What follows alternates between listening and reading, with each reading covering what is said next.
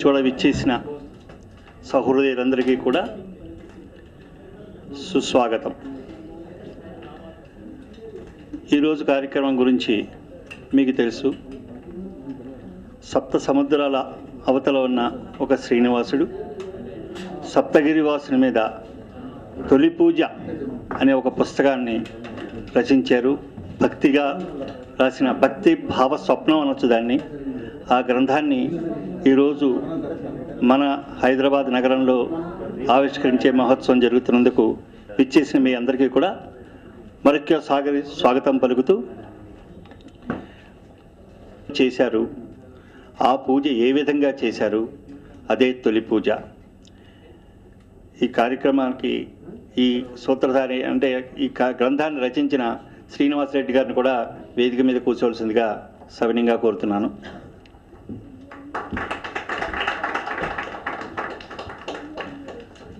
కార్యక్రమాన్ని ప్రారంభిస్తూ ప్రార్థనా గీతం శ్రీమతి దినవైహి విజయలక్ష్మి గారు.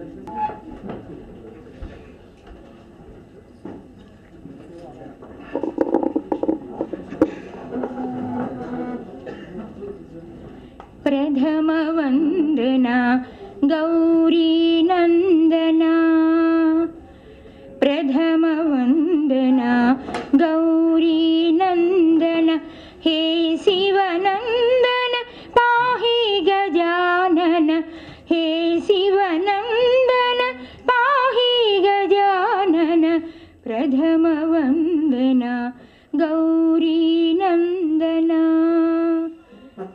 एकदंत गुणवंत विनायका,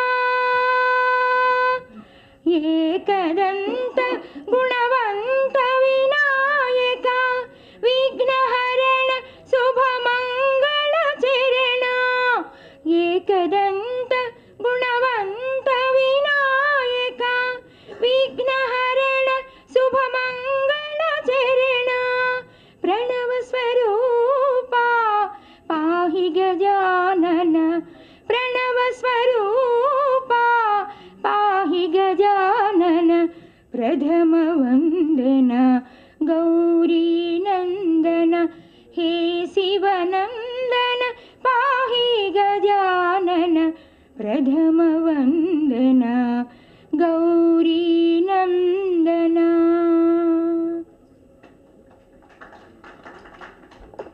శోభారాజు గారు రావాల్సి ఉంది, కానీ అనివార్య కారణాల వల్ల ఆవిడ సామాన్యులకు సైతం సులభంగా అర్థమయ్యే రీతిలో ఈ దివ్య కావ్యాన్ని రచించడం జరిగింది. ఆయన లాభాపేక్ష లేకుండా ఈ పుస్తకానికి అందరికీ అందుబాటు చేయడానికి కూడా ఏర్పాటు చేస్తున్నారు. ముఖ్యంగా ఈ సందర్భంగా నేను ఒక 2 విషయాలు ఇప్పుడు నారాయణ రెడ్డి గారిని పుస్తకాన్ని ఆవిష్కరించవలసిందిగా కోరుతున్నాం.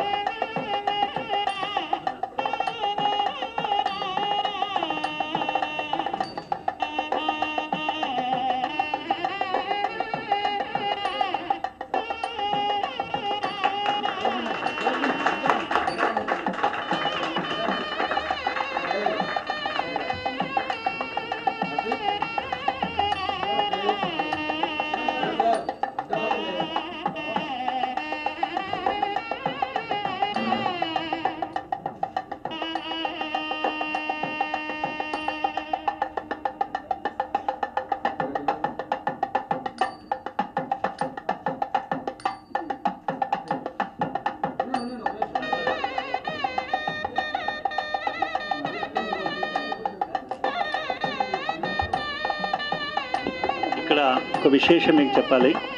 తొలి ప్రతి గాయని శోభారాజు గారు తీసుకోవాల్సి ఉంది, కానీ ఈవిడ కూడా పాట పాడింది కాబట్టి అలాగే ఈవిడికే ఇస్తున్నారు. ఇంకో విశేషం ఏంటంటే ఈమె నా శ్రీమతి భక్తి విజయ గీతికని ఈ మధ్యనే 108 కీర్తనలు ఆవిడకి సద్యస్ఫురణగా వచ్చిన గీతాలన్నీ కూడా ఆవిడ రాసింది. ఇప్పుడు పాడిన పాట కూడా ఆవిడ రచనలోదే. అందుకని ఆవిడకే ప్రథమ ప్రతి ఇద్దామని శ్రీ శ్రీనివాసరెడ్డి గారు కోరారు. కాబట్టి ఈ గౌరవం ఆవిడకు కూడా ఆవిడ రాసిన దానికి గౌరవంగా మేము భావిస్తున్నాం. ఇద్దరం దంపతులం కాబట్టి నేను సమాధానం చెప్తున్నాను.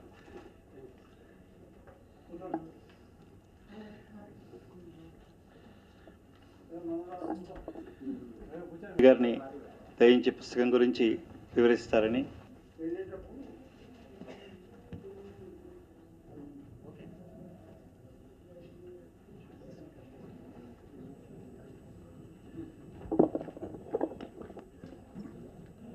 నేను ఆవిష్కరించిన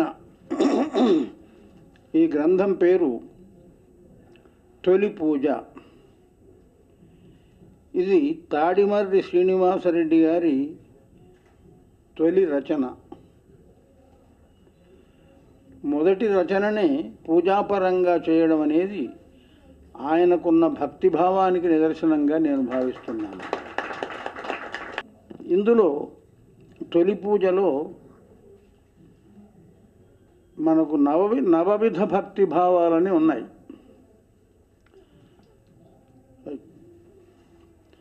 శ్రవణం కీర్తనం విష్ణోః, స్మరణం పాదసేవనం, అర్చనం బంధనం దాస్యం, సఖ్యం ఆత్మనివేదనం. ఇది 9 రకాల భక్తిభావాలు మన ప్రాచీనులు చెప్పారు. వాటిలో ఈ మొదటిది స్వప్నరూపం అనే పేరుతో వచ్చిన దాంట్లో మొదటిది స్మరణం ఉంది. ఇందులో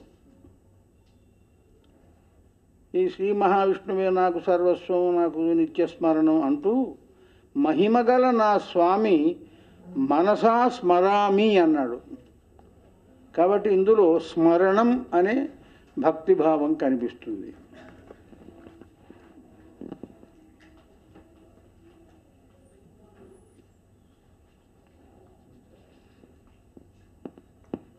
ఆ కొండ అనే శీర్షికతో తిరుపతి కొండనే, ఆ కొండ ఎన్ని రకాలుగా ఉందో చాలా అద్భుతంగా ఆ కొండను తీసుకొని వారు ఉల్లేఖాలంకారం అంటారు. ఒకే వస్తువును వివిధ రూపాల్లో వర్ణించడం.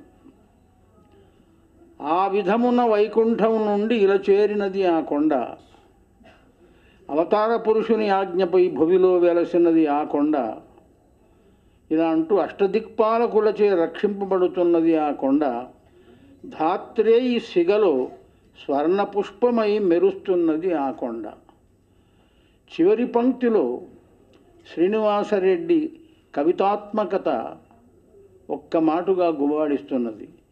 ధాత్రేయి, ధాత్రి గలది భూలోకం, ఈ భూలోకం సిగలో స్వర్ణపుష్పమై మెరుస్తున్నది ఆ కొండ. ఇంతవరకు నా దృష్టిలో ఎవరు ప్రయోగించలేదు. తిరుపతి కొండను భూదేవి సిగలో ఒక బంగారు పువ్వులాగా మెరుస్తున్నది అనడం వీరి ప్రతిభకు నిదర్శనం. మరో చోట నారాయణాద్రి, అంజనాద్రి, వృషభాద్రి, శేషాద్రి, గరుడాద్రి, నీలాద్రి, వెంకటాద్రి 7 కొండలు. సప్తగిరి, సప్తగిరీశుడు కదా, ఆ సప్తగిరుల నామాల సమాచారాన్ని అందించాడు. నారాయణాద్రి అనే పేరు ఎందుకు వచ్చింది?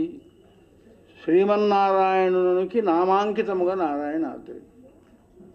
అంజనాద్రి అంజనాదేవి తపం వల్ల, శేషాద్రి ఆదిశేషుని రూపంలో వెలయడం వల్ల, వృషభాద్రి వృషభుడు ఓడిపోయి సుదర్శన వరం పొందడం వల్ల, గరుడాద్రి గరుత్మంతుడు ప్రతిష్ఠించడం వల్ల, నీలాద్రి నీలుడు అనే వ్యక్తి నిత్య నివాసం ఉండడం వల్ల, ఇక వెంకటాద్రి చివరిది పలు పేర్లతో వెలిగి వెంకటేశుడు ఉన్నది ఈ వెంకటాద్రి అన్నాడు. కాబట్టి సప్తగిరుల నామాలకు ఇంచుమించుగా వివరణలాగా ఉంటూ అర్థవంతంగా వారు రాశారు.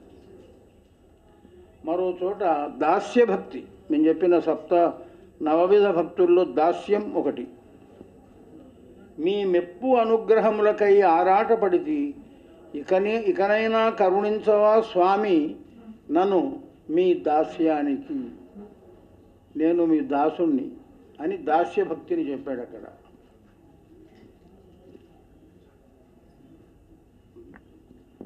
శ్రీనివాసరెడ్డి గారు ఇప్పుడు ఉంటున్నది బోస్టన్,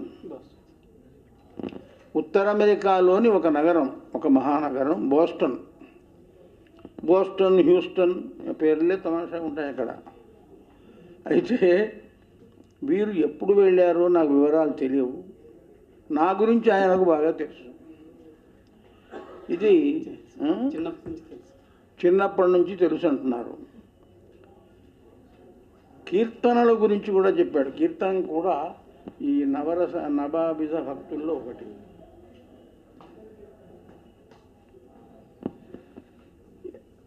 అలవోకగా రాస్తూ పోతుంటాడు. వచనతుల్యంగా ఉంటుంది, కానీ అక్కడక్కడ కవితాంశ తళుక్కున మెరుస్తుంది. ఒక చోట అమృతం మృత్యుంజయ పానీయం. అమృతం అంటే ఏమిటి అంటే మృత్యువును జయించే పానీయం. అది సేవింపగా ఆ అనుభూతి అనిర్వచనీయం అన్నాడు. అందరికీ మోక్ష కైవల్యమే శ్రీనిధి, ఆనంద నిలయమే పరమ పెన్నిధి అన్నాడు. ఇక చివరన ఏడు కొండలవాడ, ఏమిటి వైపరీత్యం, ఏమిటి అచేతనం, నేను ఎసటకేగుతున్నాను, నేనేమవుతున్నాను అంటూ ఏడు కొండల వాణ్ణి ఎదిరించి ఒక భక్తిభావంలో కూడా ఎదిరించడం ఉంది. ఎదిరించి చివరికి నిర్యాణ దశలో చెప్తాడు. నిర్యాణం అంటే చివరి దశ. నా చివరి శ్వాస నీకే, నా చివరి మొక్కు నీకే, స్వీకరించు నా తండ్రి అంటాడు. ఇక్కడ అన్నాడు నా చివరి శ్వాస నీకే, నా చివరి మొక్కు నీకే అన్నాడు శ్రీనివాసరెడ్డి. కానీ ఆయన చివరి శ్వాస వెలువడడానికి ఒక 30-40 సంవత్సరాలైనా అవుతుంది అని ఆశిస్తూ అతనికి నా ఆశీస్సులు అందిస్తున్నాను. కూడా చెప్పినట్టు నారాయణ రెడ్డి గారు చెప్పినట్టు అసలు ఈ వెంకటాద్రి గురించి రాసినప్పుడు ఒకసారి ఆయన అన్నారు, తలుచుకుంటే పుణ్యంట. వెంకటాద్రి గురించి తలుచుకుంటే పుణ్యం, తాకితే మోక్షం. అది అద్భుతమైన భావన. అసలు వెంకటాద్రి తలుచుకుంటేనే మనకు పుణ్యంట. వెంకటాద్రి ఎక్కడ ఉన్నాడని ఒకసారి అనుకుంటే పుణ్యంట, దాని దగ్గరికి వెళితే మోక్షమే. అలాంటి భావాలు. అలాగనే ఇందులో తమాషా ఏంటంటే, ఒక సాధారణంగా మన పురాణాలు అవి ఎవరో మనకి చెప్తుంటే మనం వింటూ ఉంటాం. వాళ్ళ పురాణకర్త భక్తితో చెప్పచ్చు, మామూలుగా చెప్పచ్చు, ఆయన చెప్తున్నది మనం వింటూ ఉంటాం. కానీ ఇందులో తమాషా ఏంటంటే, వెంకటేశ్వర స్వామి భక్తుడిని అడిగితే భక్తుడి నోట తన కథ వెంకటేశ్వర స్వామి వింటాడు. అలా రాశారు ఈయన. తమాషా నాకు అద్భుతంగా అనిపించింది ఆ ప్రక్రియ. అది చాలా ఆనందం అయిపోయింది. అలాగనే ఆయన 7 వెంకటేశ్వర స్వామి శిలా విగ్రహంగా ఇందులో మొదట ఏంటంటే, ఈయనకి భావంలో వెంకటేశ్వర స్వామి కనపడ్డారు, భావస్వప్నంలో వెంకటేశ్వర స్వామి కనపడ్డారు. కనపడి ఆయన్ని డైరెక్ట్ చేశారు. ఎక్కడికి డైరెక్ట్ చేశారు? వెంకటాచలానికే డైరెక్ట్ చేశారు ఆయన్ని. ఒక తేజపుంజం ముందర పెడుతుంటే దాన్ని అనుసరించి ఈయన వస్తే అది వెంకటాచలమే. ఆ వెంకటాచలం మీద వెంకటేశ్వర స్వామి 2 భార్యలతోటి తగవలాడుకుంటుంటే ఆయన చూడలేక 7 అడుగులు వెనక్కి వేసి ఆయన శిలా విగ్రహం అయిపోయారు. ఆ తర్వాత ఆ భార్యలు కూడా ఇదేంటి మన వల్ల ఎలా జరిగిపోతుందని వాళ్ళు కూడా ఆయనలో ఐక్యమైపోయారు. అది ఈయన చూశాడు. చూసి ఆయన అడిగాడు, నేను నీ తొలి నేను చేస్తానని. అసలు ఆ కోరిక ఎందుకు వచ్చింది ఆయనకి నాకు అర్థం కాలేదు. ఆ తొలి పూజ చేస్తానని అడిగితే ఈ 7 అడుగులు క్వాలిఫికేషన్ కింద ఒక భక్తుడికి అక్కడ నాకు ఒక సాధనా క్రమం కనపడింది. ఇప్పుడు గురుగారు చెప్పినట్టు, నారాయణ రెడ్డి గారు చెప్పినట్టు ఆ నవవిధ భక్తులనండి, మామూలుగా సాధనాక్రమం అండి, అది ఒకటి అక్కడ కనపడింది. నవవిధ భక్తులు అంటే మన సాధనకి భగవంతుడిని పొందడానికి చేసే సాధనే అది. ఆ నవవిధ భక్తుల్లో ఎలాగైతే చెప్పారో అలాగే నీ క్వాలిఫికేషన్ ఏంటంటే ఒక్కొక్క ఇంద్రియాన్ని ఆయన వదిలేస్తారు. శ్రవణేంద్రియం, నయనేంద్రియం, చర్మేంద్రియం ఇవన్నీ వదులుకుంటూ ఉంటేనే 7 అడుగులు దాటుకుని మోక్షానికి వెళ్తారు. అక్కడ అల్టిమేట్ ఏంటంటే 6 అడుగులు మోక్షం దాకా వచ్చిన తర్వాత ఇంకా కైవల్యమే. ఆ కైవల్యం దాకా ఈయన కథ చెప్పినప్పుడు వెంకటేశ్వర స్వామికేమో ఆమోదముద్ర పాస్పోర్ట్ ఇస్తూ ఉంటాడు. నెక్స్ట్ డోర్కి, నెక్స్ట్ ఎంట్రన్స్కి పాస్పోర్ట్ ఇస్తూ ఉంటాడు వెంకటేశ్వర స్వామి. ఈ 6 దాకా ఇచ్చిన పాస్పోర్ట్ అక్కడికి మోక్షం అయిపోయింది. ఇంకా మోక్షం తర్వాత కైవల్యం, అది ఇంకా అద్వైత భావంలోకి వెళ్ళిపోతుంది. అది అక్కడ ఈయన చెప్పిన తర్వాత ఈయన దగ్గర సమర్పించుకోవడం లేదు. ఇందాక నారాయణ రెడ్డి గారు చెప్పారు, అక్కడ అన్నీ నేనేమో అయిపోతుంది, శ్వాస అయిపోతుంది అన్న భావంలో అద్భుతమైన ఈ ప్రయోగం ఏంటంటే వెంకటేశ్వర స్వామి ఈయన నుదుటి మీద చల్లగా చెయ్యి వేస్తాడు. అది నాకు ఒక్కసారి మనసు కదిలించేసింది. వెంకటేశ్వర స్వామి స్వయంగా వచ్చి ఈయన చేతి మీద చేసి ఆయన ఈ కైవల్యం వస్తుందిరా అన్న భావాన్ని కలిగించింది మన అందరికీ కూడా. ఆ క్రమంలో కనుక ఇది చదువుకుంటూ వెంకటేశ్వర స్వామి చూస్తే మనం వెంకటేశ్వర స్వామిని చూసే దృక్కోణం మారిపోతుంది. అవే ఆనందంతో నేను ఏదో మీతో కూడా 2 మాటలు చెప్పాలనే ఉద్దేశంతో ఈ 2 మాటలు చెప్పాను.